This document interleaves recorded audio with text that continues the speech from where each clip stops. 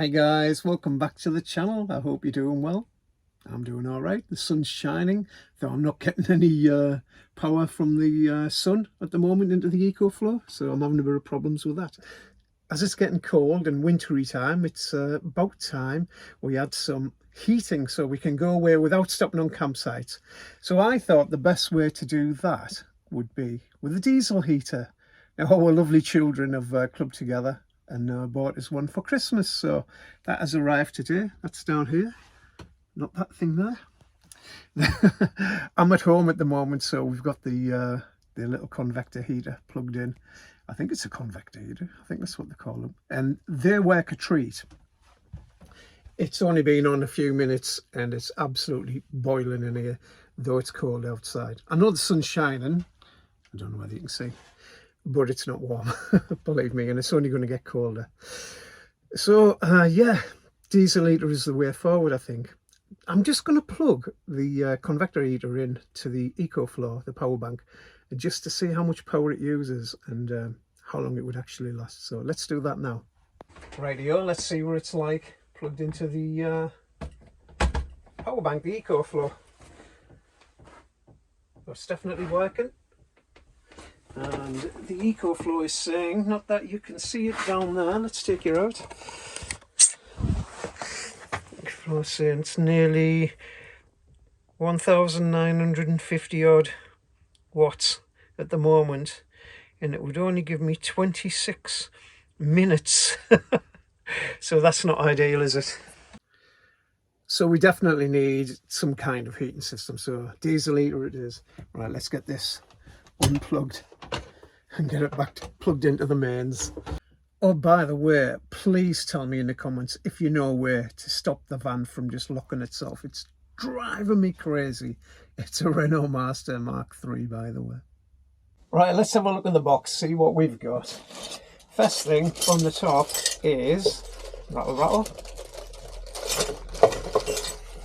we've got the exhaust and a little connector. Now apparently you have to do the exhaust that way, with a little outlet on the bottom that lets the any condensation run out the bottom, and it has to go a certain way. I'm pretty sure of that. Not sure yet. We will find that out. So that's that. What else have we got? Diesel tank. Now you can either have it that way or you can have it that way.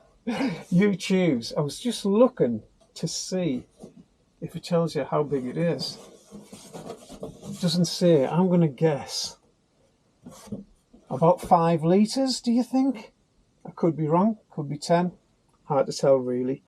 I've looked in the instructions and it's 10 litre. Doesn't look like it is, but apparently so. And this is where you screw it to the wall. I believe you get all the connectors with it. So yeah, some people put it straight into the tank, so you know, your own diesel tank in the van, and draw the fuel from there. But I think I'm just going to go with this for the time being. It's the easier option, that's for sure. Right, what else have we got? Oh yeah, this is the plate which goes on the floor. I'm not going to actually use this. I've got something else which is over there. We shall get that.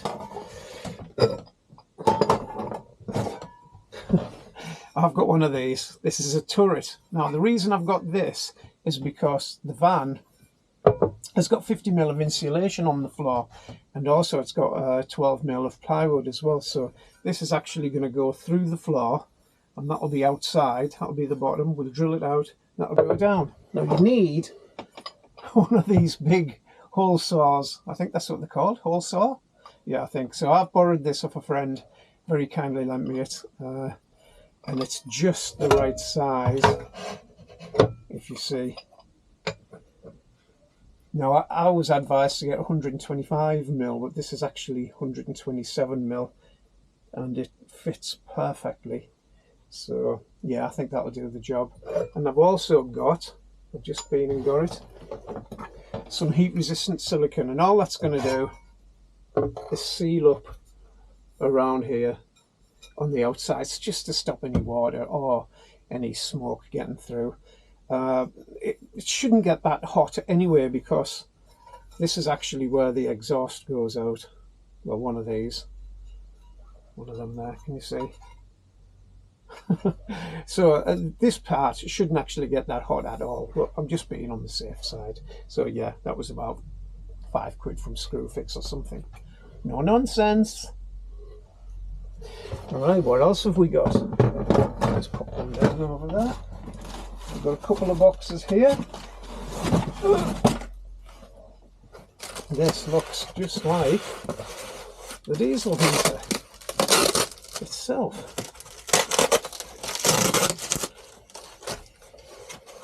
There it is, looking pretty. And the remote control. Well, not the remote control, that's a display panel. And there is a remote control. I'm going to have to look into this, see how these work. Apparently the instructions you get aren't very good. So I'll be doing some investigating on the internet and on YouTube, as I'm sure everybody does. By the way, if you're enjoying this, if you think you've learned anything, or you might learn something by the time we get to the end, please give us a thumbs up, and don't forget to comment as well, so let me know what you think. If I've done something wrong, let me know. I might be able to change it later. I'm learning as I go along. Let's take this out. It's not actually as big as I thought it was going to be. It will go that way, by the way.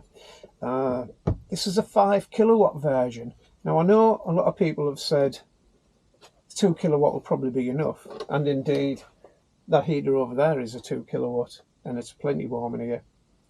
But I thought, why not? They're virtually the same price, so, and you couldn't actually get the 2 kilowatt ones when I was looking, so I just went for the 5 kilowatt. It doesn't have to be on all the time, does it?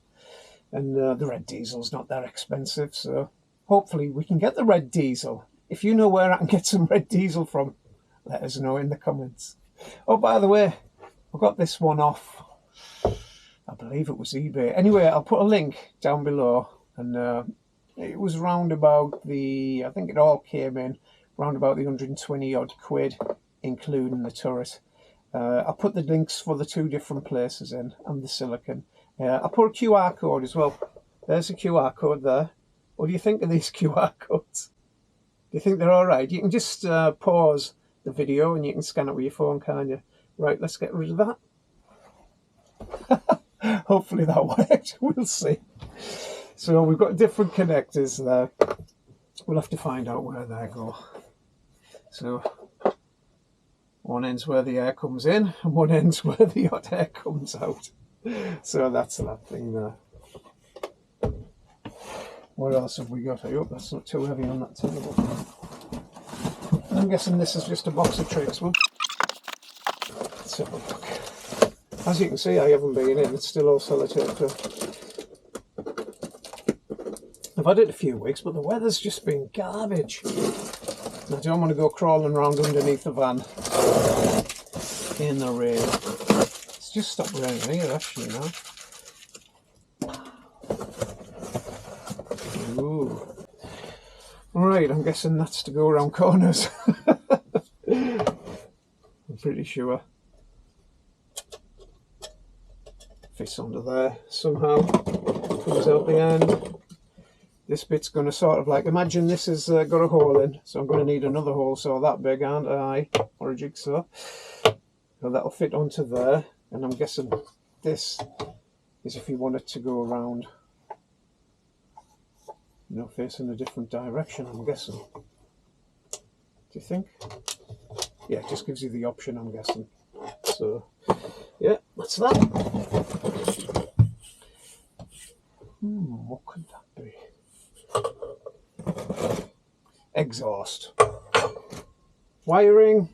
Apparently all the wiring is it's geared so that you can't put them into the wrong place. So we'll have a look at that as we're going along. Air filter, definitely. And this is the fuel lead, which you have to cut up into different sections, you know, for different parts of where it comes in from under the van, and then from the fuel pump into the fuel filter. So there must be a fuel filter there somewhere. And apparently this white pipe is the best stuff. If you get one with a yellow, pipe, apparently that's a bit soft and squidgy, and it's best to replace it with that. Right, what else have we got? Fuel pump. There you go. So there's a fuel pump, but is it a fuel filter? I'm sure there must be somewhere. This is the ticky thing, apparently. So it's smaller than I thought it was going to be. I'm sure they look bigger than that when I've watched other people do it. But apparently it has to go on an angle. I'll read. Do you know what? I've heard people whinge about the instructions. But I can't whinge about mine because there isn't any. That's not good, is it? Bloody hell.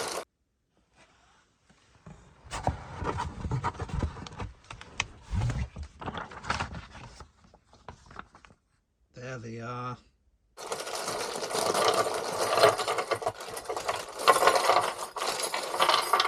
Right, we've got various bits and pieces here. This will be to connect the fuel pump to different parts.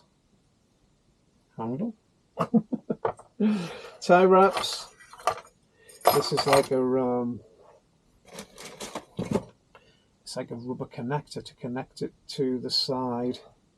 The fuel pump pops in there, I believe, and hopefully that'll stop some of the ticking. I'm not sure where to put this yet. I'm not sure where to put the diesel heater yet, actually. I've got some big Jubilee clips, some smaller Jubilee clips.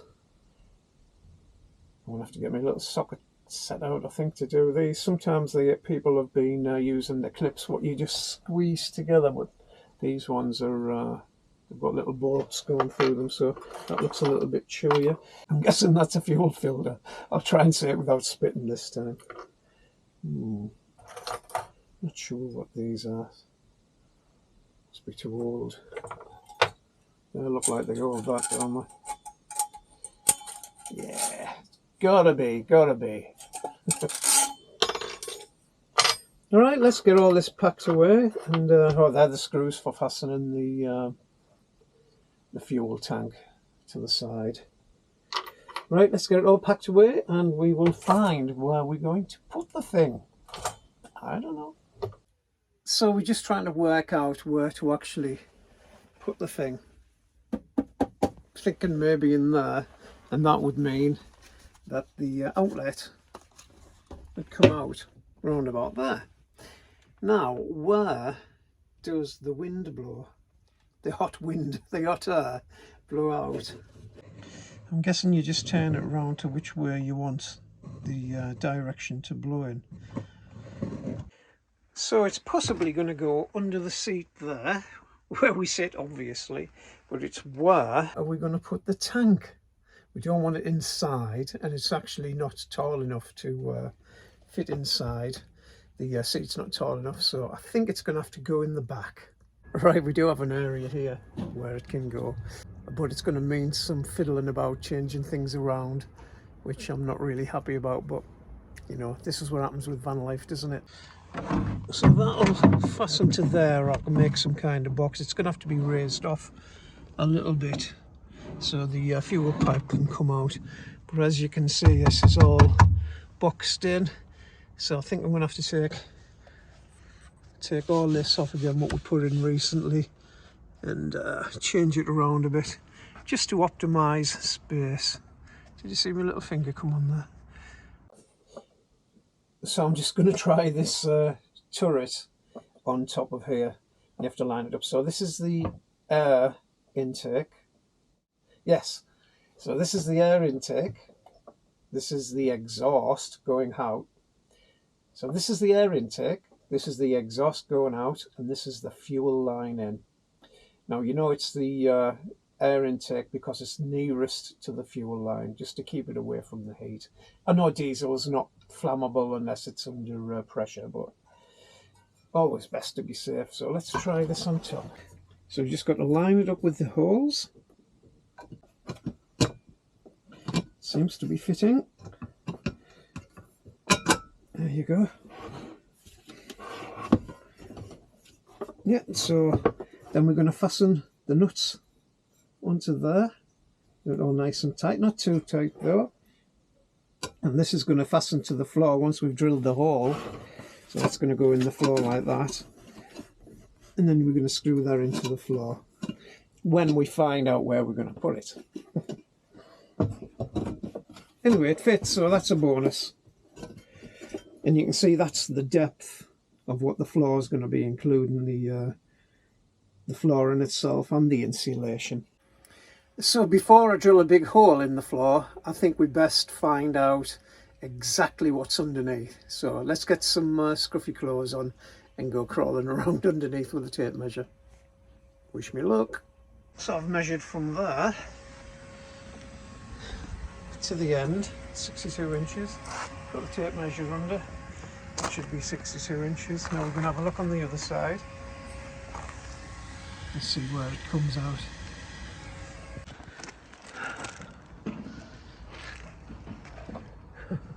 I don't think I'll get under because the van's going down. I can't get under there. This is what we've got under here. It comes to about there. Hard to tell. Don't know what this thing is. I don't know. Do I just poke a hole through and see what happens? Well, I've got a bit of a problem. Apart from my knees absolutely killing me with getting up and down and crawling under vans, I've done all my measurements, and the only place it can go really inside of here is there. I don't want to come any further this way because eventually I might turn this area into a closed-in toilet and shower, so I don't want to do it and then have to move it again. So ideally the only place it can go is actually where it is about there. Now I don't know whether you can see that, but we've got the B2B charger there, and is that going to be too close to that? I mean, it won't actually be that high because I've got the turret on the bottom just to hold it in position, so that'll be basically flat to the floor like that. It's just this bit here I'm worried about. Is that going to get too hot? You know, this hasn't really been getting hot, so I don't really know. But, you know, I can't go on too much of an angle because oops, I'm sure I can get some more of this from somewhere, but no problem. But that doesn't reach the front. So to reach the front, it's going to have to be more of on an angle like that. Do you think I should just drill the hole and then decide how it's going to go? It could go that way.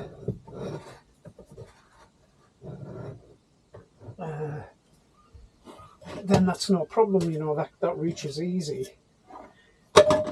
It can't go that way because there isn't enough room. That would be touching the wall and we need some space for the air to come in. I think it's going to be better that way. Tank in the back, run the pipe, fuel pipe all the way through here, back up through the floor. And I think that's the way forward. I think I'm going to pack in for now because it's getting dark and I don't want to drill a big hole in the van and then it's pouring down tomorrow or something. So we'll just have to see how the weather goes tomorrow. Yeah, maybe I'll do it that way. Right, see you in the morning. Bye. I hate that. Good morning, it's the next day. I'm only doing a couple of hours a day because of the old pulley neck situation.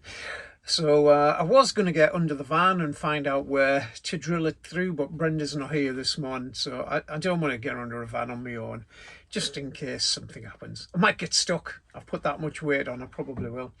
So I thought I would have a look at the tank. I've sort of decided where it's going to go in the back, and it's going to go in that way, so I need to fit the outlet there. Now apparently the outlet is inside. So let's have a look.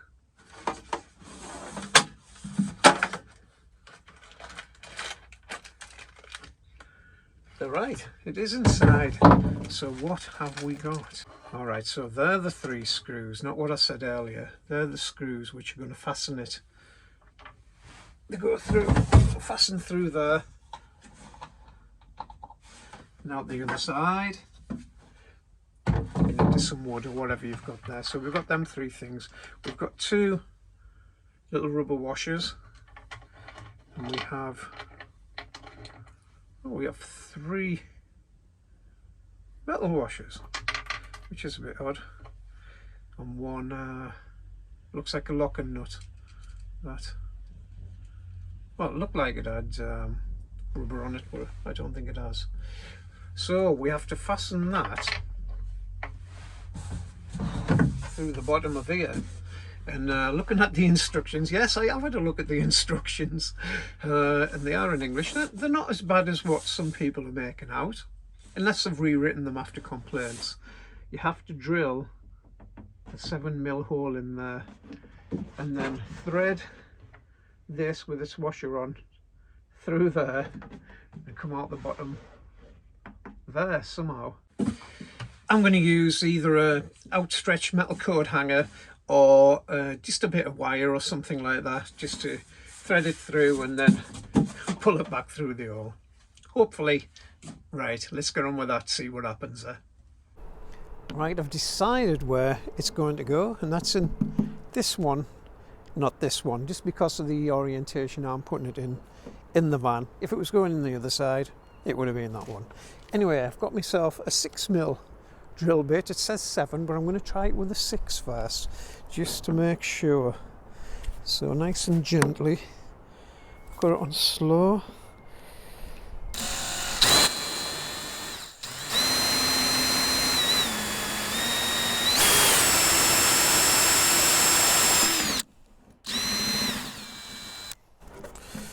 Right, it might be too small, but let's have a look. I've got it in my pocket here. I'm just going to try it on the outside first. See, to me, that's perfect. So that was a 6mm one, not a 7, as advertised, and I've seen other people use 7.5, and that just fits in perfectly. Obviously, that's going in the inside when we work out how to do it. So yeah, I would try a 6mm first. Perfect. So I've come back in out of the cold because it's pretty freezing out there. We've got a cold spell coming. Right, you must remember that when you've drilled it, to shake out any little bits that might be left inside.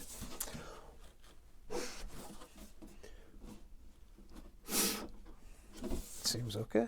So now we've got to try and get, where's it gone? Have I put it back in my pocket? There it is. Now we've got to try and get this through there and out of there, which might be a little bit tricky. So we're going to thread. Now make sure that you've put one of the little rubber washers on. That's going to be on the inside. So let's have a look. What can we do? Hope the string's long enough. It is only just. So we'll thread that through there. Did I say string? I meant wire, of course. Oh, come on. Oh, thought we'd got it. Oh, I've dropped it inside. Oh, bollocks. There you go, I've managed it. Hopefully I don't pull that through. Now the reason I'm using green is because, no reason at all, it's all I've got. Right, come on.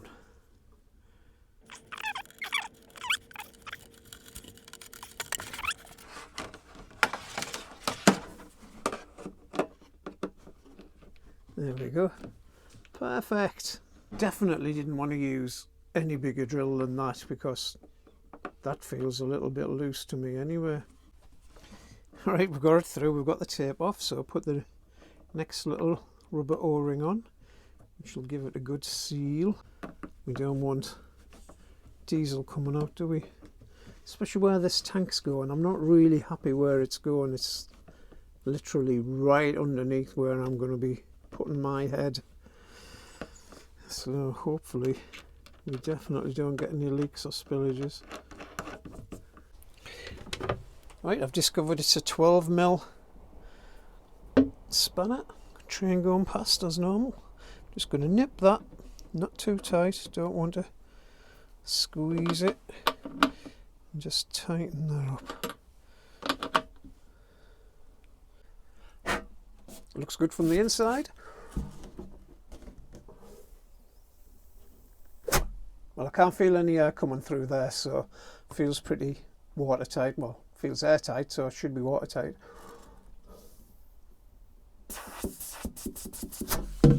Yeah, I think that'll do. I made a little frame just for the fuel tank to sit on and fasten to.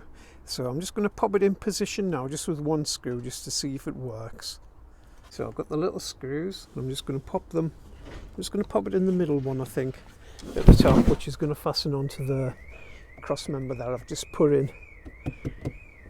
There's always some racket going on around here.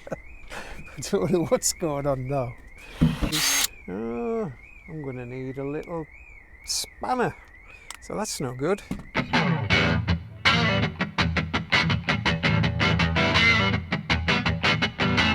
It's no good, I can't manage. I just can't physically get my hands in to do that. Very, very frustrating. I've been trying to do it for about, seems like about an hour.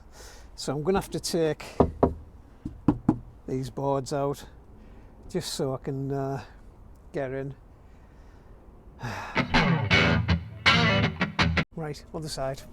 Right, I've managed to get one screw in, which is really annoying. It's took me so long.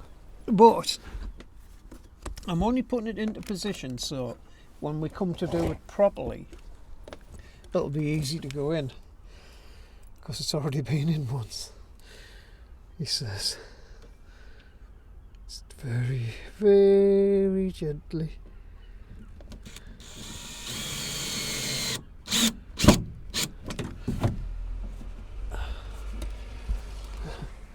Doesn't seem very solid.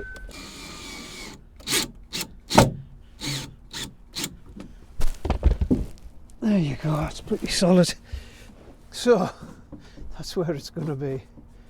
That bit's a bit wobbly at the top, but it is fastened in all three of the holes. I don't know. So there it is in position. Managed to get all three in after a very, very chewy time. I'm still worried about whether that's going to smell just where I'm going to be sleeping. Hopefully not. I mean, when I put the fuel in, I'll just have to make sure I'm very careful not to make any spills and make sure that lid's on nice and tight. Right, I think that's it again for today. I've been on it a few hours now. Haven't got much done. It should only take half a day to get this in, and I'm pretty sure if I was to do it again, it would only take half a day. But I'm going to leave it for now because my neck's killing us. Yeah, and I'm hungry and I'm cold. So I will catch you tomorrow. Good night.